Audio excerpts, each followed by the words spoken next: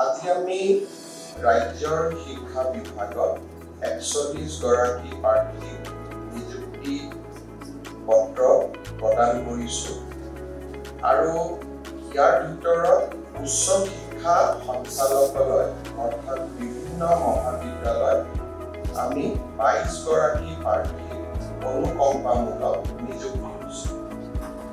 অসমৰ অভিযান্ত্ৰিক মহাবিদ্যালয়সমূহত বহু দিনৰ পৰা আমি অধ্যাপক অধ্যাপিকা নিযুক্তি কৰিব পৰা নাছিলো।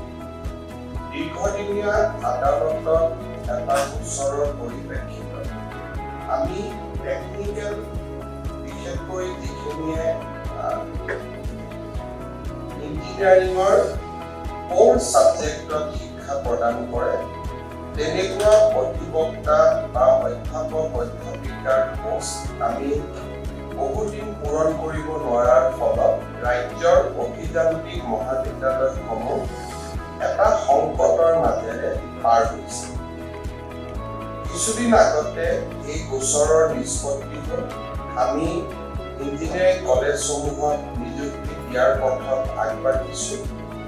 আজি ইঞ্জিনিয়াৰিং কলেজতে টেকনিকেল কোৰ্চৰ লগতে নন টেকনিকেল কোৰ্চতো আমাৰ অধ্যাপক অধ্যাপিকাৰ প্ৰয়োজন।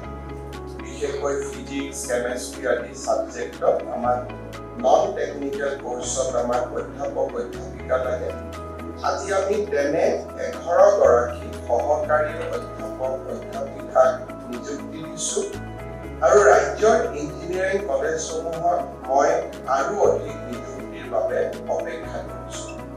এগৰাকী গ্ৰন্থকাৰীকক নিযুক্তি পাব। ডায়েট ৰাজ্যৰ শিক্ষা গৱেষণা আৰু প্ৰশিক্ষণ পৰিষদে আমাৰ BEd আৰু DLEd কোৰ্চসমূহ চলাই আহিছে। অধ্যাপক অধ্যাপিকাৰ অসুবিধাৰ বাবে গোৱালপাৰাকে ধৰি কেইবাখনো BEd কলেজ আজি আমি এক প্ৰকাৰ সংকটৰ মাজেৰে পাৰ হৈছো। কাৰণ NCERT ৰিকগনাইজেশ্যনৰ বাবে যিমান অধ্যাপক অধ্যাপিকা লাগে আমি নিযুক্তি দিব পৰা নাছিলো। আজি ৭ গৰাকী প্ৰাৰ্থীক আমি ডায়েটত নিযুক্তি দিছো।